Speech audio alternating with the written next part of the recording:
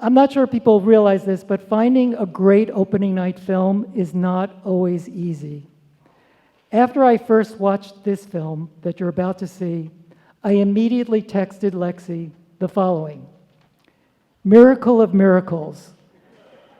We have an amazing opening night film, if they'll agree." Well, thank God Roadside Attractions did. Thank you, Ronit. And Fiddler on the Roof's story and music remain as prevalent today as it did in 1964. Not only is this the iconic musical we've known and loved for 50 years, more than 50 years, but tonight's film addresses issues that are dear to our community's hearts: feminism, immigration and refugees, and the fight against McCarthyism, to name just a few. In Fiddler, A Miracle of Miracles, director Max Lewkowicz reveals how art offers the human soul a deep power to cope with loss, change, and love.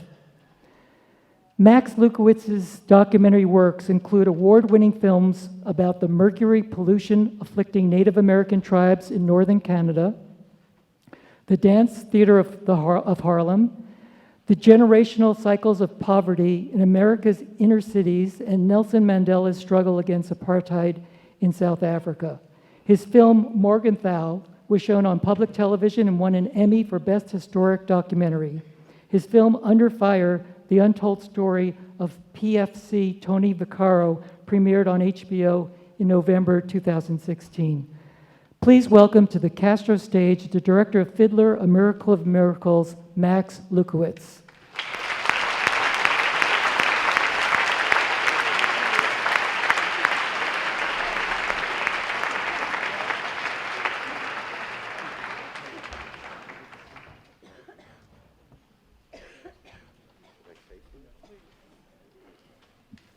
Thank you for coming here. I just did this the other night in New York City, so I'm now getting used to it. First, I want to thank Valerie Thomas, who is the producer and writer of the show, and she's here with some of her family who is from the Bay Area, from Berkeley, and she is, I can't see, but someplace there. So I want to thank you.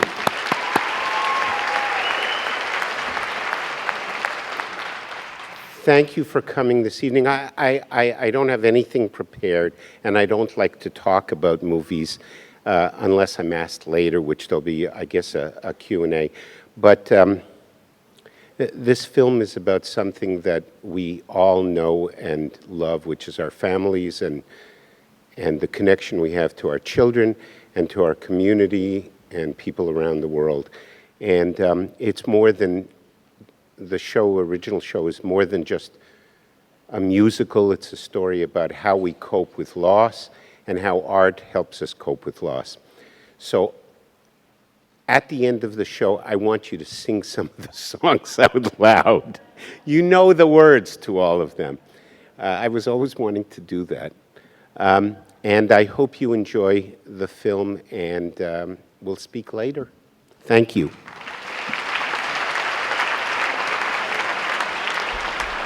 Thank you so much for that wonderful opening night film. Thank you.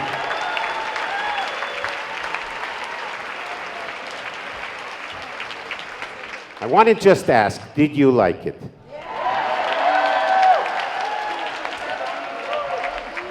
I can't tell you how good that feels to hear. Thank you. I think it's a hit. So I wanted to kick things off. Why don't you just start? I know the audience is going to want to ask some questions, but why don't you start by telling us the inception of this project, how the idea came to you, and how you started on such a journey. That's the most common question and probably the most difficult, because it wasn't one specific thing. It was meeting Sheldon when the Broadway version was opening up, the revival. And Sheldon was such a magnificent storyteller, and he started to tell me, oh, there's so many amazing stories. For example, when they were in Detroit. And he told me the story, and this is what got me. He said when they were in Detroit for the previews, Jerome Robbins said to him, "You have to write a song for Model, something about miracles." And he said, "Oh my God, what do I do?" He ran back to his hotel, looked through all the Gideon Bibles that were in, I swear. He said, "I looked through it and I tried to find every line that said miracle." And he, that night, he called Jerry and said, "Write some music, and it's going to be called Miracle of Miracles." And so and I said, "We got to have the storyteller tell the story." And then it unfolded from just the musical to its incredible layering of social commentary, which was most important, and how universal it was, because it's all about family and loving your children and loving your community and tradition.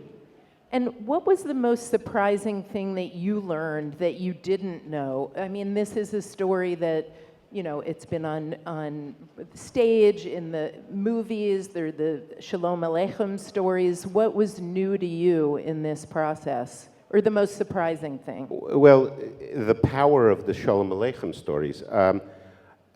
Really, they were remarkable. This combination, actually, of Shalom Aleicham's original stories and then Jerome Robbins' power as a director and choreographer was shocking to me. How something that was written in 1905 translated over and over and over and over and over again, and everybody relates to it in every language. How in hell did that happen? People in Japan or in Russia or in Thailand or in Poland, they all connect to it because it's so universal. If Kurosawa does a film in Japan, we can watch the film and say, "I understand it because I relate to it." Any director that does a film and show, if you can relate to it, it doesn't matter where it is and when it is. So that's what it was. It surprised me how powerful Shalom Aleichem stuff was. Could you talk a little bit about the artwork, the beautiful design? Yeah, wasn't that like unbelievable? We have this remarkable animator. Her name is Tess Martin, and she actually is an American that lives in Rotterdam, of all places. Is it Rotterdam or? Yeah, Rotterdam. I found her, I don't know, somebody connected me to her, and I said, "Can you do some beautiful animation with color paint on glass to resemble Chagall stuff?" And she looked at it and she said, "Yes, but I've never seen Fiddler on the Roof." Oh, wow. And I said, "Well, you really have to see it if you want the job." And she worked on it, and actually she produced a lot of the stuff is not even in the show. There's one song about the horse, the lame horse, where Tevye's sort of cursing the lame horse for not being able to get him home, and she did this phenomenal animation. Maybe we're going to have like a special thing where we can present it later and all that, but she did magnificent work and beautiful, beautiful. Yeah, I thought it was stunning, really, really amazing. I mean, it was so additive to the film for me. It's not me, it's her. I know, but you integrated it in, and I feel like it really, the way it was woven in was just super. Yeah, don't you think? I have another question just about, the international phenomenon. How much research. Well, I know you did a lot of research on the film, but how did you find out about these different productions and gather the footage? And what was most, I know there must be more stories even that you didn't include, but how did you decide which productions to focus on from the global context? There's a licensing company in New York called MTI, which is Music Theater International, run by Freddie Gershon and Drew Cohn. And they license all the Broadway shows around the world for, whether it's a small version in a small town in the United States or it's in Japan, in Toho and all that. And I came with the idea and I said to them, where are their shows playing right now? And we looked through the list and I said, holy mackerel, they're playing all these shows all over the place? And he said, every year, every time. Interestingly enough, 2 years ago, Alyssa and I went to Maine for a vacation. We're going again in a week, yay. And we went into this little town called Blue Hill, and sure enough, there was a sign saying, opening tonight, Fiddler on the Roof. You can't get away from it. You can't get away from it. You're So making I a went film to and it's see it. everywhere. Yeah, it's all over the place. In majestic opera houses in Vienna to small schools, and that's also a magic about Yeah. it because it's understood by everyone. Yeah. I have a question about when the Messiah comes, and that was so fascinating to me. I'd never heard that before, and it seemed to really shift the entire tone. To first include that, and then when it was pulled out, were there other musical Yes. numbers that were also pulled out, and what were they like tonally? Remarkably, the genius of Bach and Harnick, they created so many songs, and a lot of the music that you think was there automatically with the lyrics was not the case. If I Were a Rich Man was written for the daughters and was just like a wedding song or something like that, and then they say, oh, no, it might be better for Tevi. So there are a lot of songs. There was a magic moment where we found these tapes, these original reel-to-reel tapes, and found out who has them in New York. And these were the original reel-to-reel tapes that were sent between Jerry and Sheldon to do the original music. And they would send it back to each other in New Rochelle and the Upper West Side, New Rochelle, the Upper West Side. They'd say, take a listen to this. We found them and we started to play them, and it's a treasure trove. I mean, it's remarkable, the music that's in it. Like you saw one of them, which is the little town that Father came from, but there are tons of songs there, and they all work, but it was Robin's genius that was able to mold them and create them in this magic form to make them work, and I think it works, right? Yeah, definitely. I had a question about Robbins because I don't think I had realized that he named names. I'm sure a lot of people in the audience did know that. But I'm kind of wondering if there was more to that because Zero Mostel was blacklisted. Is that right? But he didn't name Zero. He named. Okay. I'm trying to remember some of the. He was so pressured by the FBI. The FBI it was run by a guy named Donald Trump. No, I'm just kidding. Sorry, I had to get that in.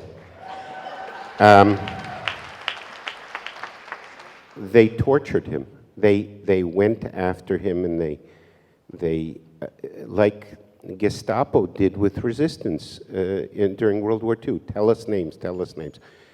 It's not as physically brutal as the Nazis, but they tortured him and they scared the hell out of him because at the time being homosexual in New York meant your career was over. And they said, we're going to tell everybody that you're homosexual. And he was tormented and tortured, and this was one of these things where he had no way out. There was no way out. And a lot of people on Broadway later and musical theater and the ballet were angry at him. They were very angry at him for naming some names, and I see it as a no-win proposition for him. He had no way to do it, either to sacrifice himself and he named some names, hopefully that wouldn't affected him. But Zero Mostel was really pissed off at him, but he also saw his genius. Yeah. I like the way that you really highlighted the daughters and their resistance and really put that in the context of the times. I have 3 marriageable daughters. Actually, I do. Okay, we can be no, I have- yentas at the party. We I can have- be yentas at the party. I have 2 and one who's my son's fiance. So, but she's my 3rd daughter. So, I should give them nicknames: Chava, Hodel, and Seidel every time. That's funny. My question, though, is, so the women that played the roles, I was really fascinated to hear their perspectives on the roles that they were playing and just the inner sort of, psychology behind the songs that they were singing. How did you kind of approach them with the topic? Was this something that they brought up on their own, or were you looking for this? It was not hard. It was not hard because, for example, the 3 daughters that were in the Broadway show were directed by Bart Scher, who is this brilliant director for Lincoln Center Theaters. And he worked with them, and these 3 women really knew what it was about. They knew that it was about these elements. And as I was speaking to various people who were historical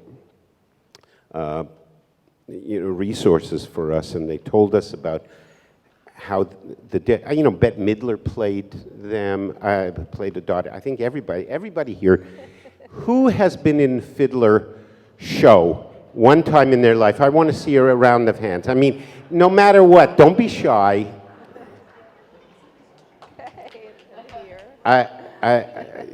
It's like everybody's been in Fiddler. And they knew exactly what this was about. The 3 women were extraordinary in terms of their understanding that this was the 3 levels of the 3 women trying to get out from under the yoke. And it's still happening today as well. And only now they're being told to get out of the country. Yeah.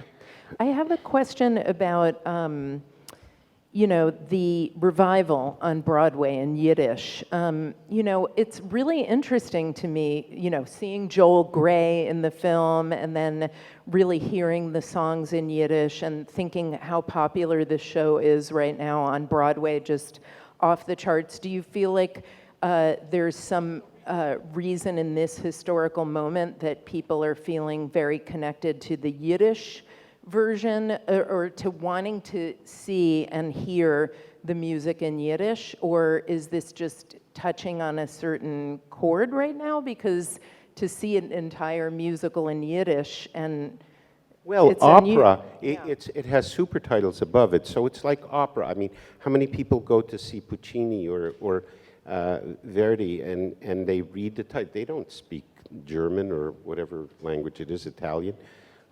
They read it and they get into it. So that's the one thing. But Yiddish is the original language, and there's something visceral about speaking Yiddish and hearing it in the original language. We had footage of the show, and we had it included in, and I will be transparent, Actors Equity said the show is on now, and unless you become a signatory and we're going to tie chains to your ankles, you can't use the footage. So they were very disappointed, so we tried to go around it and have Stephen Skybell, who is one of the best Tavias I've ever seen. And he never spoke Yiddish in his life. He's a young Jewish guy from Lubbock, Texas. Wow, that's amazing. His Yiddish sounds very good. It is. I speak Yiddish, and I heard it, and I said, "Do you know what you're saying?" And he said, "No." Yeah, I haven't seen it yet, but people who I know who have seen it said that they wept through the whole show, and that there's something about just hearing the Yiddish, and in this time when there's a rise of anti-Semitism that we're seeing, there's something very, healing and important about being in a room and hearing this original language and that it hasn't died. If you're African American and you hear gospel music that was sung by slaves, if you hear anything that comes from your heritage, from your background, it strikes a nerve. You know, even if you don't speak Yiddish or any of those languages, if you're connected, you're connected. And I think people want to, in a time where things are so, you know, malleable and in flux, we want something to hold on to that gives us our connection to our past, and that's what we're looking for. I think that's why we're looking to it, and that's why I think Fiddler is so powerful, because it connects us to where we came from and where everybody came from. So. All right, I am not going to monopolize this conversation anymore. If you have questions, please raise your hands and we'll come and find you. Let's open it up to the audience. We have a question in the front. I can't see where. In the front? Oh, right Your show was outstanding, here. just phenomenal. But what was your experience, or were you part of the students in New York that did the production from the high school? The African American students? Yes, we went to it was a middle school, and we went there, and they were putting it on, and it was so extraordinarily wonderful. And I said, could we film you? And they said, can you film us? Boy, are we happy. And we went with our cameras, and we filmed them. And the young girl who played Golda, who sings Do You Love Me, so got into it. I just got an email from her mother. And she said, I have to see it. I didn't have a chance to see it. We were away on vacation. So we're going to somehow connect her to see it in the theaters. She was wonderful. But yeah, we wanted something in New York, where it all began, and right at the root level. So it was wonderful. Very enjoyable to see it and film it. We have a question here to the front left. Sure. So first, I just wanted to appreciate, I'm kind of overwhelmed by how you unpacked the story and the themes and the choices you made and the places that you took us that were completely unexpected, so thank you very much. My question is, what do you see as the life of this movie beyond the festival circuit? Because I think it could be a very powerful tool. Okay, I'm glad you asked that. Good question. In fact, Ronit is here. So anyhow, we have most incredible distributors, Roadside Attractions, Samuel Goldwyn. So it's opening August 23rd, nationwide in theaters. Tell your friends, whoever was. This is one of those films that require word of mouth. This is not, you know, the Avengers or X-Men or something that, you know, is shown every evening, and I'm not going to be on Colbert and stuff like that. But it requires word of mouth saying, I saw something special, you really should see it. So it's opening August 23rd, nationwide. So in terms of festivals, there's a whole bunch of places that it's playing at JCC's and all that. We're just trying to get the word out and all that in various communities across the country, and the response has been insane. Everybody who has seen it has said, we have to show it here, we have to show it here, we have to show it here. After that, it's in Canada and the United States. And then it's going to be I'm trying to think the order now, I'm sorry. I think it's going to be first on streaming, it's going to be on Epix, television, and then it's going to be on video on demand or something like that. It's international, it's going international. Israel, Japan, everywhere. And then, through MTI, which we want to talk about, is we're going to create an educational package where we could send this to young people who, in communities all over the world, but certainly in the United States and Canada, who want to get an idea of the background of what they're doing when they do the show. And it gives them a lot more dimensionality to what they're doing. So they understand Golda a little bit more. It's not just words on a page. And they understand the three daughters, and they understand Tevye, of course. So it's going to be in a lot of places. So definitely tell your friends. Tell for your sure. friends. Tell your friends. So I think we have time for one more question, and then we can definitely continue the conversation out there. Do we have one more? I don't know if that's a good sign or a bad sign. Good sign is that you love it so much that you have no questions, and then the bad sign is, yeah. I think they want to hang out one with more. you at the party.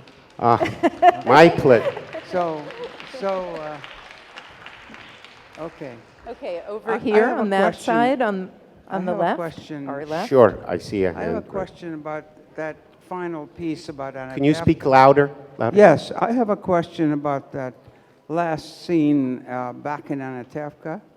And, you know, I was born and raised not very far from there. And my son and daughter planned to take me back for my 85th birthday. And I dread it. Not because I'm so happy in America, but because I was so happy there. And when I go back, there will be the mass grave with, of course, the skeletons of my family in there, and the helter-skelter tombstones, and the empty ruined synagogues. And to me, this is a very affecting film, and thank you for including that last piece, because I think, in fact, I am so struck by how Yiddish the people who made that original play were. Yeah. How close they were to Shalom Aleichem in spirit, in every way. And so to me, Fiddler on the Roof is not a joyful, but a tragic. So I want to get, actually get Max's comments on that, because I think this gentleman is talking about, you know, the trauma and the sadness related. He's talking about the last scene going back to Anatevka, and there's a lot of loss there. Can you just talk a little bit about, you know, your experience of the connection of this film to loss, and then also what art helps us to do with that loss, because that is very real and palpable in your film and in Fiddler. Well, the loss is remarkable, first of all, in that it plays on different layers. Having your child leave and never to see them again is loss. Being kicked out of your community and leaving your home and having to go to a new strange place is loss. Losing your culture, losing your language. My mother was a Holocaust survivor. And I think that's what makes this show and the film, the show, so powerful, in that it allows you to see the loss in different ways. You have a difficult time understanding the relationship when he says to his daughter, she's dead to us. Well, today we don't relate that way anymore. I hope not. But there is that still possibility. I met a young woman in, I heard about, a young woman went to see the show in London.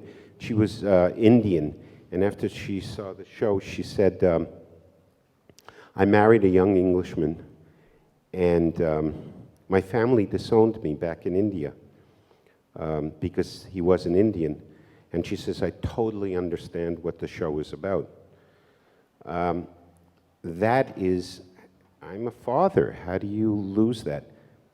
And then losing your heritage. So this show really touches on all those things, and that's what makes it so amazing. And yet you could still sing L'chaim. So what does that say about the human condition? Are we able to fight back from horrible things in life and be sort of somehow positive? I think so. I'm an optimistic person, so I think so. That's very, very important, the loss aspect. But it's also joyous. You can also hear the humor. A lot of you laughed this evening when you heard certain things. That's good. That's great. Yeah, I'm with you on the optimism and to life. to So life. with that line, let's go out to the party, and we'll see you in the lobby. And thank you so much for coming to opening night.